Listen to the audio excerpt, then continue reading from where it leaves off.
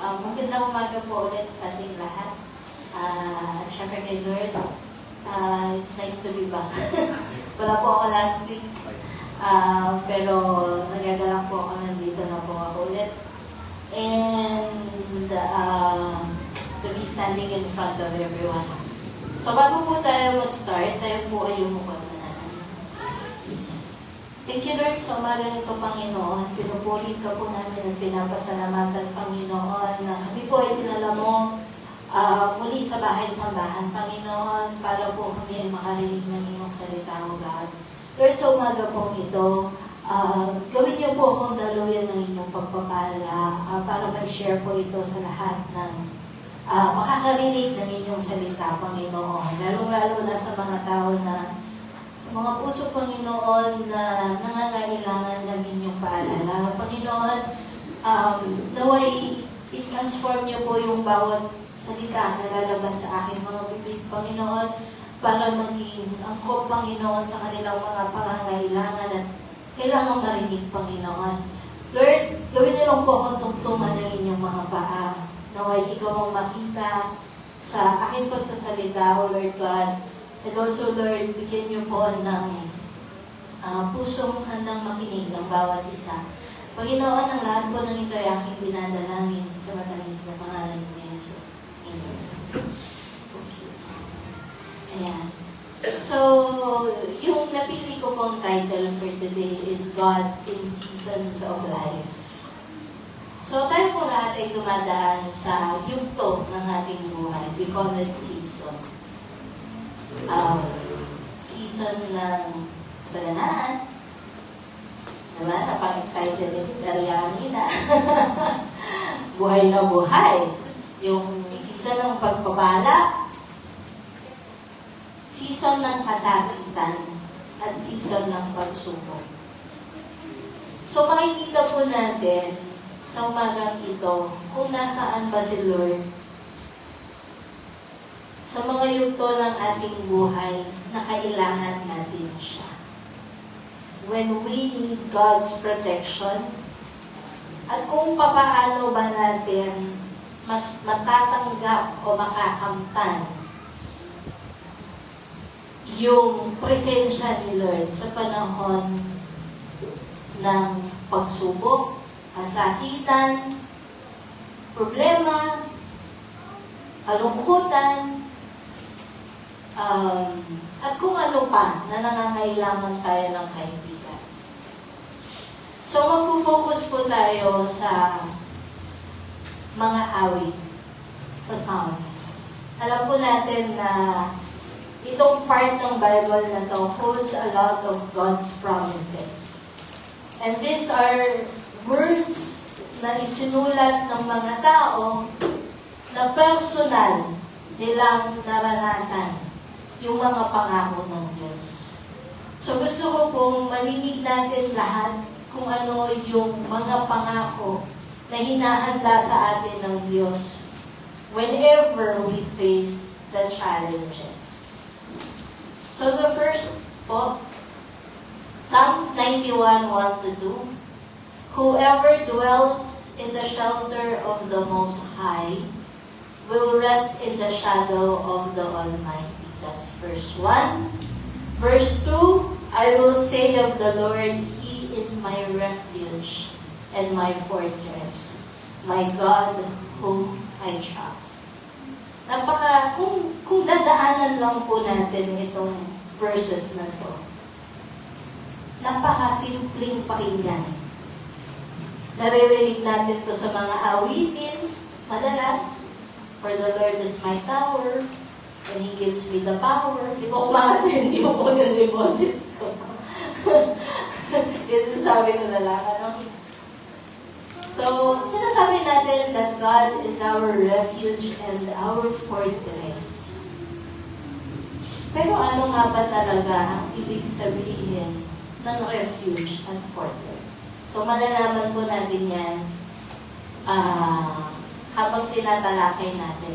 Pero let's focus on verse 1. Sabi dito, whoever dwells in the shelter of the Most High. Meron po itong ibang version At ang sinabi dito ay, whoever lives in the safe place of the Most High. Safe place. As the word implies, safe place. Kanina po, pinakita ni Pastor yung mga pintuan na may dugo ng lamb. Kapag po sinabi sa atin na whoever dwells in the safe place, this means our position. Yung ating katayuan at kalagayan, pwesto sa kaharian ng Diyos bilang kanyang mga anak. Kung mapapansin po natin, doon sa salot na yon, nadadaan yung spirit of death para kuhanin yung mga firstborn ng mga batang lalaki. Sinabihan sila ni Lord na lagyan ng blood of lamb yung mga pintuan ng kanilang mga bahay. At kapag nakita ng spirit of death or your angel of death, yung mga pintuan nila na may dugo ng lamb, tupa, lalampasan niya yun. So dito pa lang, pinakita yung position natin. Kapag ikaw ay nasa loob ng isang bahay na may dugo ng lamb, ikaw ay magiging safe. Malinaw po ba yun? Katulad din po natin.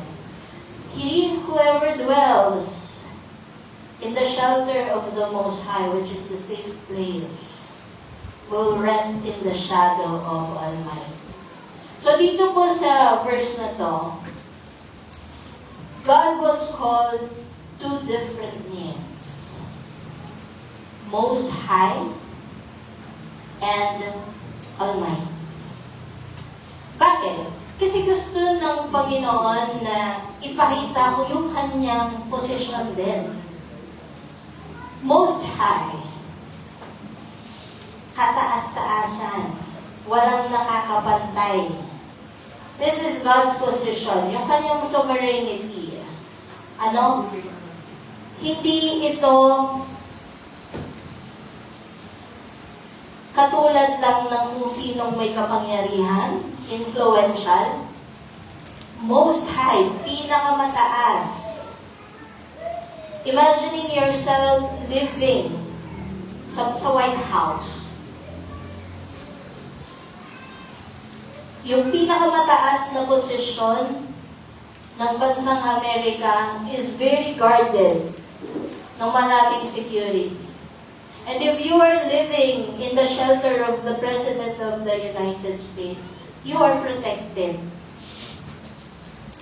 Pero dito ang sinasabi yung Most High, not even the most powerful president or the king in this world ay makakapantay doon sa posisyon ni God.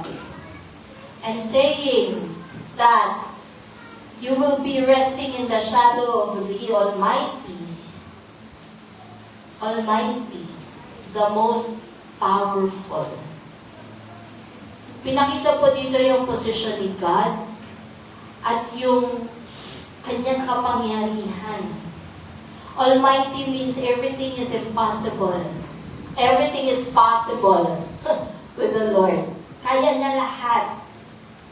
Yung power niya can do anything in this world. He can treat sickness. He can change kung ano man yung nangyayari. Kung ano man yung problema na nagaganap. Kung ano man yung mga pagkukulang, kaya niyang punan.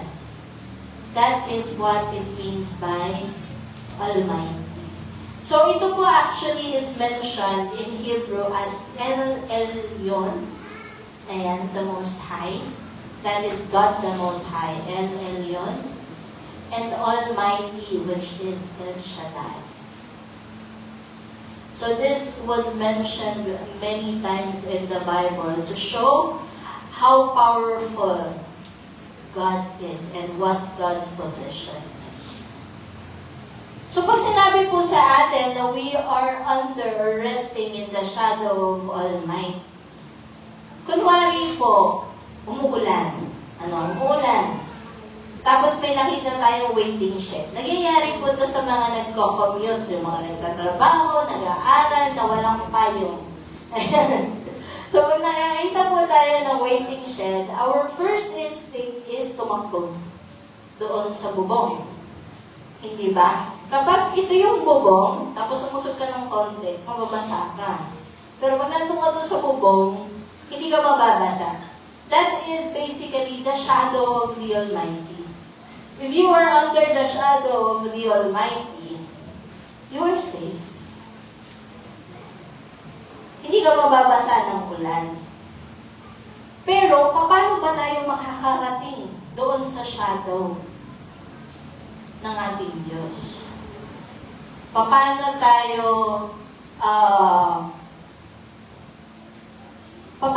makakapag-stay doon? Paano ba natin makukuha yung covering ni Lord sa ating buhay? So, we will find out. No? So, the next verse po. Ayan. The Lord will keep you from all harm. He watch over your life. The Lord will watch over your coming and going, both now and forevermore. So ito po ay isang pangako ng Diyos na tayo ay kanyang poprotektahan against all harm, whether this is physical or spiritual. This verse signifies biblical peace. Hindi po yung kapayapaan na walang gera, hindi po yung kapayapaan na hindi nagbibidyoke yung kapitbahay natin, o nag-aaway yung mag-asawa sa kapitbahay, o yung mga magulang na nag-aaway sa bahay. Hindi po yun. This is about biblical peace. Kung paano mo makukuha yung kapayapaan sa iyong puso despite everything. Alam nyo, minsan, siguro po sa ibang tao, kapag sinasabi na nakikita ka nila, punong-puno ka ng pagsubok sa buhay, pero nakikita ka nila nakangiti. Nakikita ka nila na tumatawa ka pa. Nakikita ka pa nila, nag-church ka. Pero hindi nila maintindihan bakit mo ba ginagawa yon. Sa mga hindi po mananampalataya, ang magiging tanong nila, puro na nga siya problema, sumasampa ba siya? Wala naman siya nakikita. Alam niyo po, the reason is because we have the biblical peace. This is a spiritual peace na tayo lamang ang nakakatanggap. Bakit? Dahil alam natin yung mga pangako ng Diyos. That the Lord will keep you from all harm. Yung mga epekto po ng mga nangyari na dati, minsan, yung mga problema na nangyari sa atin 10 years ago can still affect you now. Yung mga pagsubok na dinaanan natin 5 years ago can still haunt you today. Yung message na natanggap mo kaninang umaga, maaari pinabagabag ka pa hanggang ngayon. Pero the Lord will watch over you, your coming and going, both now and forever. So it doesn't matter kung ito po ay nakaraan, bukas, mamaya. Why? Because God is giving us the peace that we need. And we get this from God's promises. For physical protection, sino po dito yung naka-experience na akala nyo mali, pero protection pala ni Lord dito? Tumatawa, lumingiti si Sister Esther. Alam niyo po, nung bata po ako, ma-share ko lang. Di ko alam kung naalala pa ni Kim Pinto, pero i-share ko. Pumunta po sila nun sa Batangas sa amin. Ito po yung first time na pumunta sila sa Batangas. Habang po naglalaro kami ni Kim P, si Kim P po talaga yung kasama ko nun. Nakapakan ko po yung basahan. Tapos sumampas yung ulo ko sa paan ng upuan. Naalala ba yun? Siyempre hindi na yan. Tumama po yung ulo ko sa yung upuan. Yung paan ng upuan. Tapos buong maghapon po, nagsusuka ako na nagsusuka. Dapat po yung araw na yon, magbi-beach kami. Kaya lang, dahil nga masakit yung ulo ko at nagsusuka ako, hindi po kami nakaalis ng daytime. Nalala mo yan? Hindi na, no? So, pumunta po kami ng gabi. Kasi po sa Nasugbu po kasi, merong access yung public beach. Dadaan ka lang dun sa Eskinita. Tapos pwede na kayong mag-beach doon. May mga libreng cottage, ganyan. Nung dumating po kami ng gabi, sobrang lakas ng alon. Hindi niyo po alam, yung dagat po kasi ng Nasugbu is very dangerous. Ayan. Para po sa kaalaman ng iba, no? Yung po kasing dagat ng Nasugbu, meron po siyang part na nagiging whirlpool. Bigla na lang siya humihigop ng buhangin, tapos hinihigop niya lahat nung nasa baybay. Hindi ko pa alam kung naalala nila ito, ni Pastor Dan, ni Mami, o ano. Pero ito po yung very first time na pumunta sila ng Nasugbu. Pagdating po namin doon, naalala ko, napipicture ko pa, sobrang taas talaga ng alon. So, nag-decide na lang po kami na umuwi. Imagine niyo po, if umalis kami nung umaga na yon, nag-beach kami, pagdating ng hapon, lumakas ang alon. Very dangerous. So, the next day po, nag-decide kami mag-try ulit. Doon na po kami nagmatabungkay. Naalala niyo na? Di pa din. Okay? Di ba din? Yun yun. Kaya po kami nalala na ni Mami. Kaya po kami nagmatabungkay the following day, which is mas maganda yung beach. Ayan. Anyway, in addition po doon sa experience na yun, hindi lang po yung alon. Alam po natin, pag ang bata o kahit sino na nauntog ay nagsuka, this is an emergency.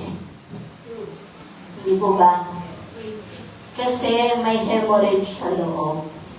Pero dahil hindi po namin alam yung knowledge na yun, hindi po nagpanik yung pamilya ko. Kahit maghapon ako nagsusuka. At ngayon nakatayo pa rin ako dito.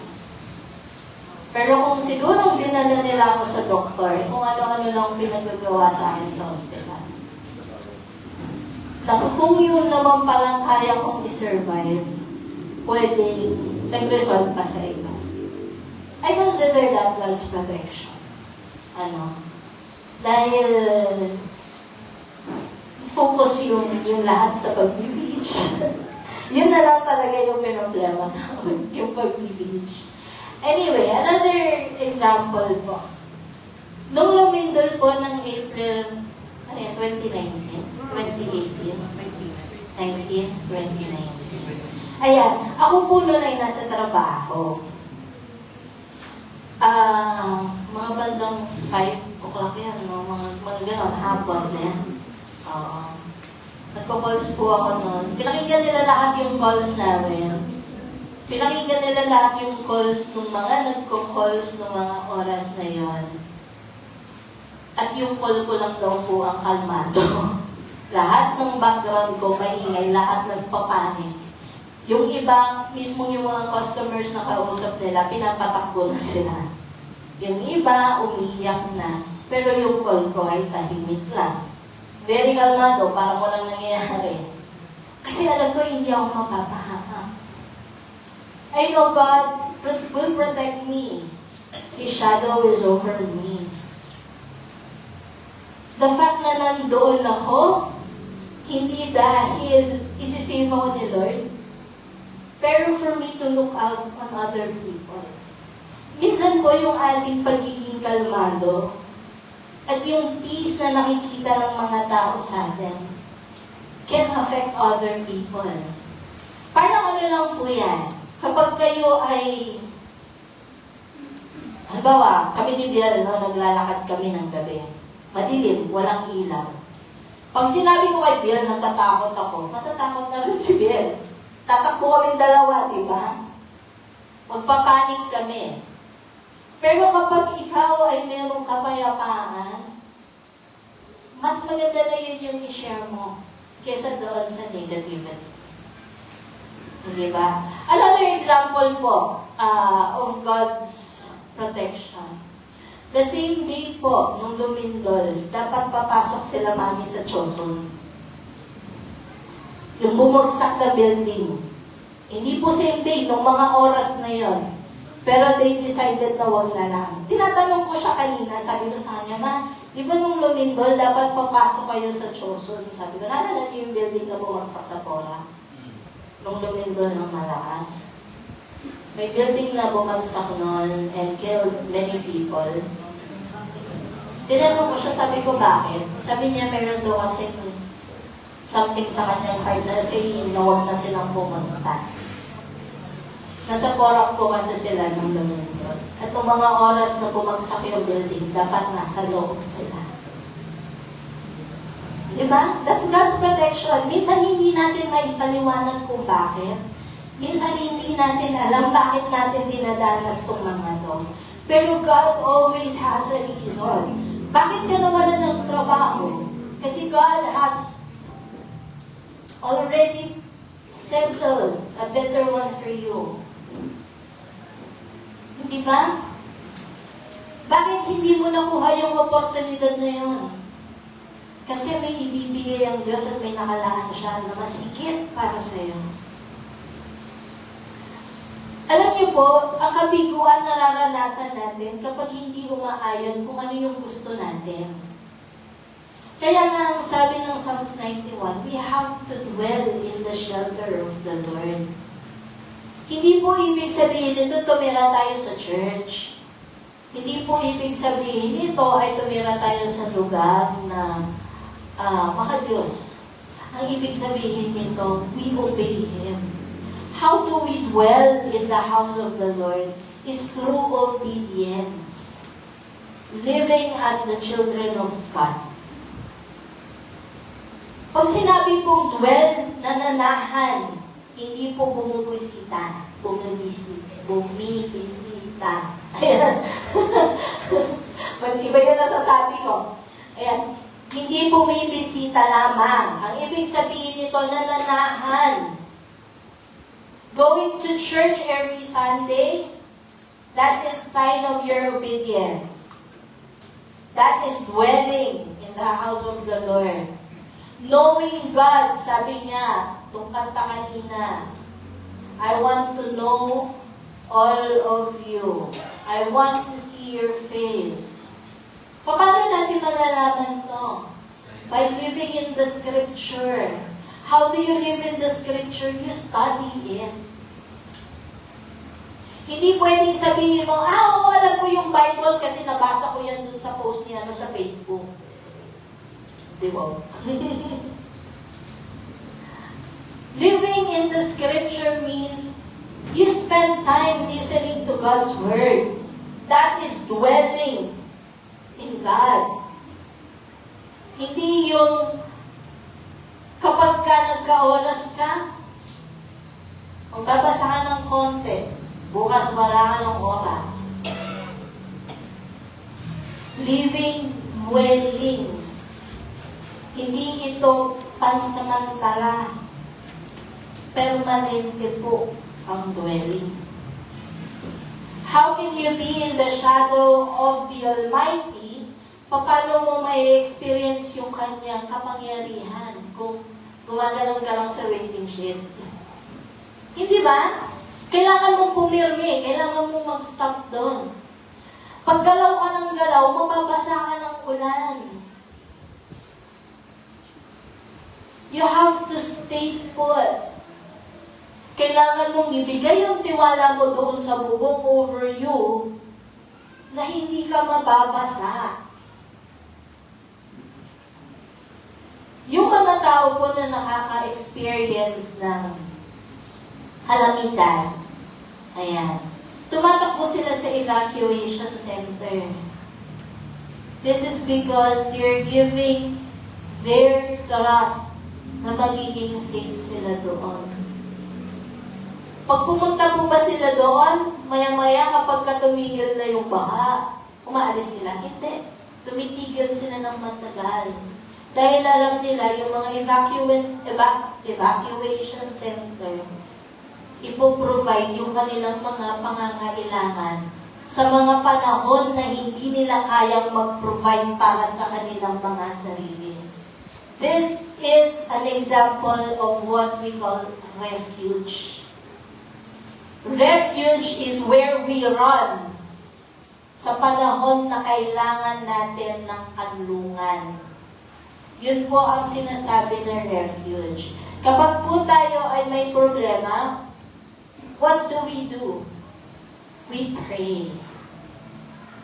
We ask for the Lord's guidance. Yung iba po nagfa-fasting para makuha nila yung sagot o solusyon sa kanilang mga problema. This is seeking refuge. What is the difference kapag sinabi nating fortress? Ang fortress po is what keeps you safe. Kumbaga po, yung waiting shed is your refuge. Kung titingnan po natin yung mga fortress, the Great Wall of China is a fortress. The Great Wall of China, kinikip safe niya kung ano man yung kinikip safe niya. Kahit maraming sila sabi na baliktad daw yun. Anyway, that's history. No, yun ang fortress. Pinoprotektahan ka niya. Hindi siya something na tatakbuhan mo kapag kailangan mo ng kanlungan, but fortress is something that protects you. Katulad ng yung mga palasyo noon, may mga fortress yung mga yan. Yung mga mega dike, fortress yung mga yan. Diba? Yung mga dike na ginawa nila, nung pumutok ang Pinatubo, ginawa nila ng dike, lahat ng dinaanan ng lahar, para hindi na kumalat kapag umuulan o bumabagyo. Flood control. Sorry. Yan. Yun ang mga fortress. They're trying to protect you and to keep us from harm. So, God is our refuge. We can always run to Him whenever we have problems, whenever we are sick. We seek for God's healing. That is refuge. But God is always our fortress. Lagi tayong nilalayo ng Diyos sa kapahamakan. Hindi lang kung kailan tayo nananalangin na ilayo niya tayo sa kapahamakan. Pero lagi niyang ginagawa yun nang hindi natin napapansin. So kung kayo po ay pagawin niyo sa bahay, isipin niyo yung mga ganong eksena sa buhay na akala nyo hindi lang umayon sa inyong mga plano, but it is actually God's way of protecting you. Marami yan, for sure. So moving on. So how do we dwell in the presence of the Lord? Again, we have to know our position. You have to declare who God is in your life. You have to declare, kailangan nating sabihin kung sino ba siya. Ano ba talaga si Lord sa buhay mo? We have to confess. If you say, the Lord is my refuge, and you make the most high, higher dwelling. Nilagyan ko po ng 3 dots. Kasi po ito ay yung condition ni Lord. Para ma-experience natin yung shadow of the Almighty. Sabi dito, the condition is, Psalms 91:9. If you say, the Lord is my refuge, and you make the Most High your dwelling, nadoble ko to. Ito po yung God's promise. As we close, I will be reading po yung pangako ng Diyos, pero babasahin ko in Tagalog. Kasi gusto ko, mas madama natin lahat.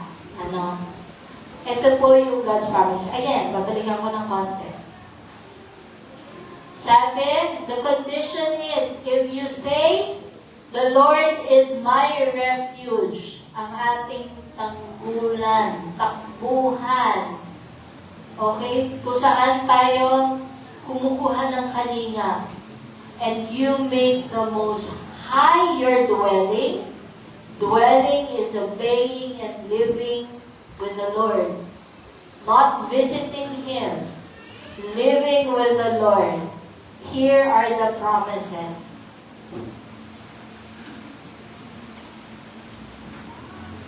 Psalms 91:10-16. Alam niyo po, binasa ko po ito ulit kagabi.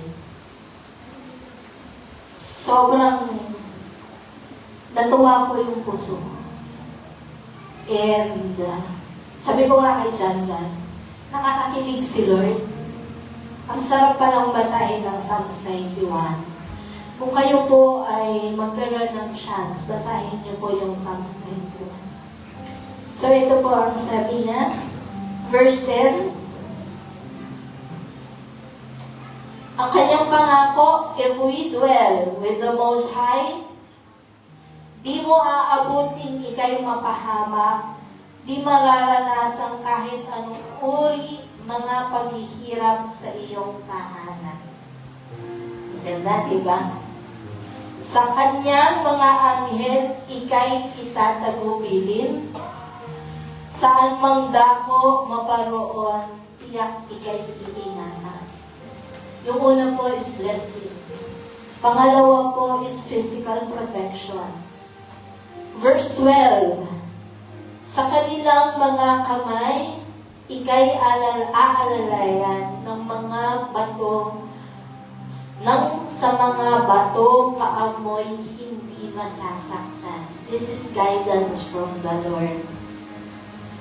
Verse 13, iyong tatapakan kahit mga ahas o liyong mabagsik. Di ka maaano sa mga serpinyente at liyong mababangis. This is giving you power to fight over what is uncontrollable.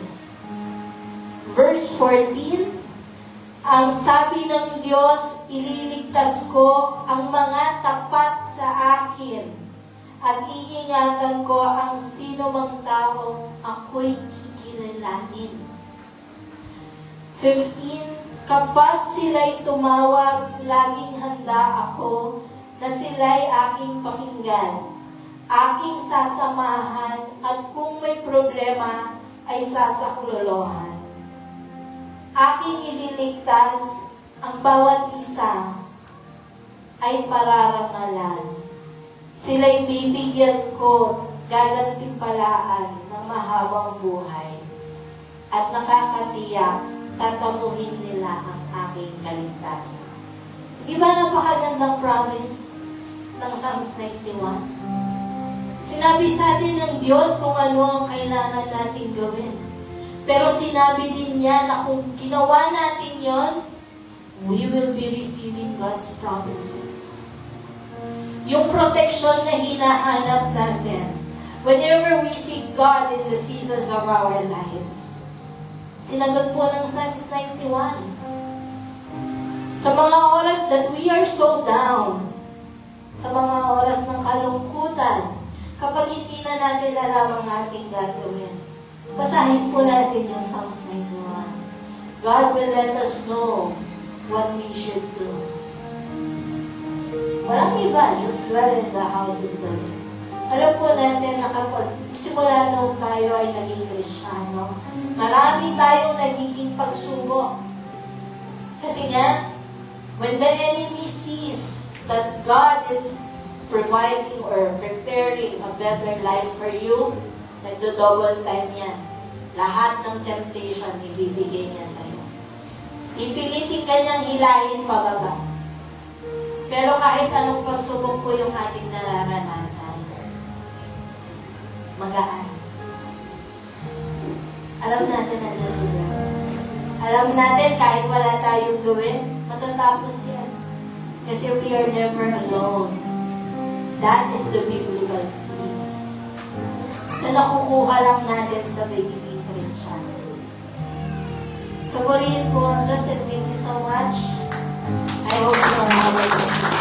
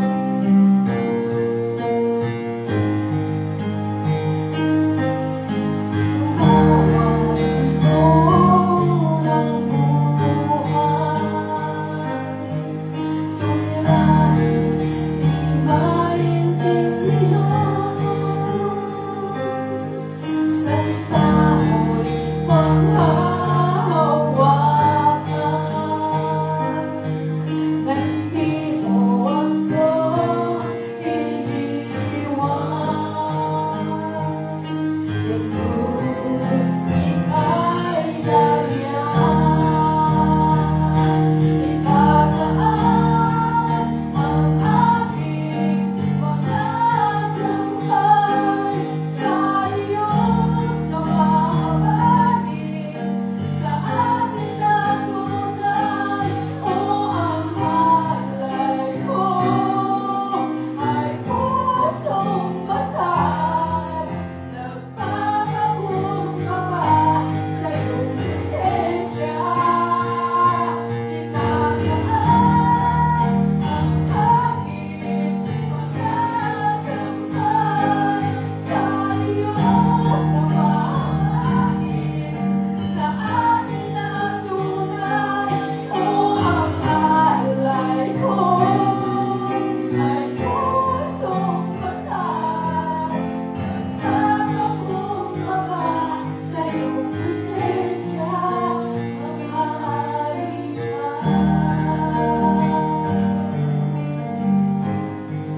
Maghari ka.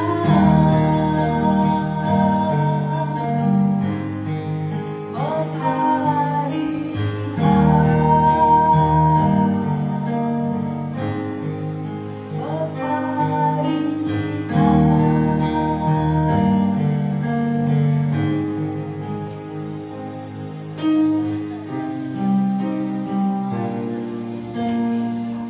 Thank you sa buhay ni Pastor Hazel. Ayan. Thank you, Lord. Ayan.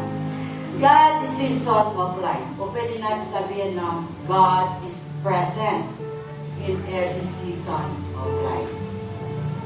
Kasama mo si God sa lahat ng panahon ng buhay mo.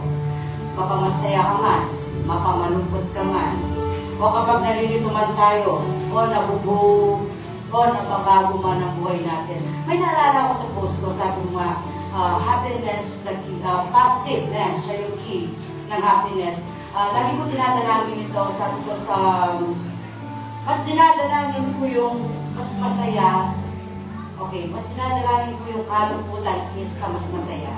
Kapag masaya kasi, season ng masaya, talagang may season ng kalungkutan na darating sa ating mga buhay. Meron din seasons na may purpose sa bawat buhay natin. Hindi accident yung mga pinagdadaanan natin, mga kapatid. Ginagamit ni Lord ang season na to para hubugin pa tayo. Para palugin pa tayo sa ating pananampalataya. Para ihanda tayo sa susunod. Hindi nagbabago si God kahit nagbabago ang season natin. Ilan man hindi siya nagbabago. Siya yung constant habang umikot ang season ng buhay natin. Siya yung constant na Diyos sa buhay natin. Kaya God is the season of life. Ay paalala, hindi ka nag-isa, kapatid. Control lahat ni Lord ang buhay natin kasi kasama natin siya sa mismong loob. Kaya hindi kailangan tayo kailanman matatakot. Sabi nga sa Psalm 91, 1-2, sabi nga ni Pastora kanina, siya yung padlungan natin, siya yung protection natin, at siya yung gabay natin. Napakapangyarihan ng mga talata na nalaman natin kanina at sa mensahe ni Lord. Sa buhay ni Sister Ria, sabi nga kanina, bakit tayo nakikita sa ating katawan sa kabila ng ating paghihirap, sa ating kabila ng ating problema, pero may galak pa rin si Kaputol Peday kung nakikita nyo. Maraming nag-uusik ni Kaputol Peday, may isa na siya vlogger. Maraming hindi natutuwa, sabi nga ni Pastor, sa mga ginagawa ko. Talaga maraming nalilis sa akin. Marami talaga. May season na naiinis sa aming pamilya, may season na naiinis sa akin, pero may season rin si Lord sa buhay ng aming pamilya na nagbibigay ng mapayapaan sa amin at kayaan lakad sa kabila na nabusay sa aming pamilya sa kayo Kaputol Peday. So, praise the Lord po sa buhay ng ating Panginoon, di ba? Praise the Lord sa buhay ng Kaputol Peday, hindi na siya warfare. Kung nakikita niya, pakyat na lang si Kaputol Peday. Diba? So, praise the Lord po. At tamandaan po ngayon, yung pala natapos. Ito siya. Okay. Mahal kita, walang hanggan ang iyong biyaya.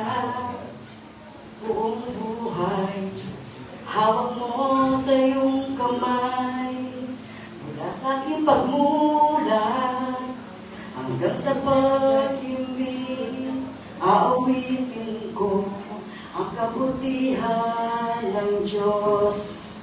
Ika'y tapat sa habang buhay. Thank you, Brother King.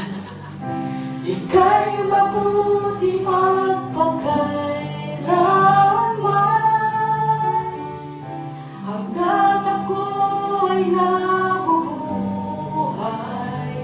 aawitin ko ang kabutihan ng Diyos.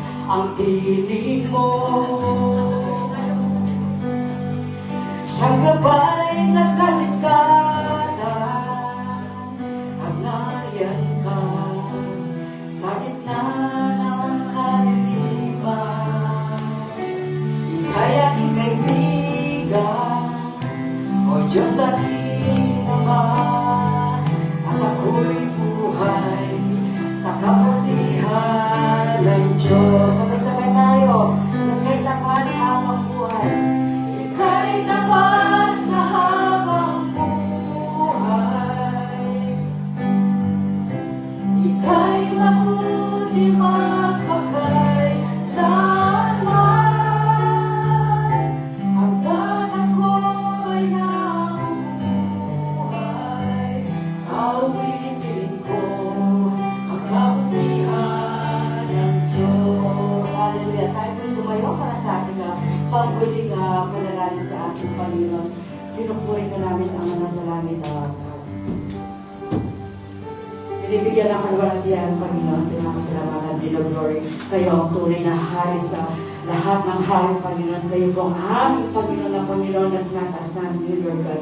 Sa kabila ng aming karulian, Panginoon, sa kabila ng aming mga kasalanan, sa kabila ng aming pagkukulang sa iyo, Panginoon, kayo pa rin ang patuloy na nagre-refuge sa amin, Panginoon. Kayo pa rin po ang nagbibigay ng katulungan sa amin. Kayo rin po ang nagbibigay ng patuloy na shield, protection, gabay, Panginoon, pagpapala. Panginoon, at love, Panginoon. Doon po ako nangihina, Panginoon, sa kabila ng ako'y makasalanan, patuloy na ako'y ibig, Panginoon. Maraming salamat po, Panginoon, kasama ng ating mga kapatid. 10 manonood, Panginoon, sa social media, Panginoon. Maraming salamat po, damang-daman namin ang iyong presensya today. Salamat, Panginoon, na niyayakap niyo po kami. Through your Holy Spirit, Panginoon, maraming salamat sa banal na Espiritu, Panginoon, na patuloy na interpret sa aming pagkatao, Panginoon, na patuloy na lumalapit, na tinutulungan kami sa iyong harapan na naglilinis sa amin, Panginoon. Maraming salamat po. Magmula kami ng pag-umpisa, Panginoon, hanggang sa kaulibigan ng ating namahan, Panginoon. Tinataas po namin lang sa iyo, Panginoon, ang kapasalamatan, kapurihan, Panginoon, naway pagdatan niyo po ang bawat sa amin, sa pansamantalang pag-iwayo-walay. Bigyan niyo po, Panginoon, ang kanyang hanghel, ang aming mga kapatid, na bilang gabay sa kanilang pag-uwi, Panginoon. Maraming salamat po, Panginoon. Patuloy, Panginoon, ang aming pagpupuri sa iyo. Patuloy, Panginoon, ang aming pagbibigay ng pasasalamat sa iyo. Tinataas ka namin, Panginoon, sa aming mga buhay. Muli, Panginoon, sa hilangan mo lang ng kapurihan, kapasalamatan sa pangalan namin, Panginoon, sa Kristo. Amen!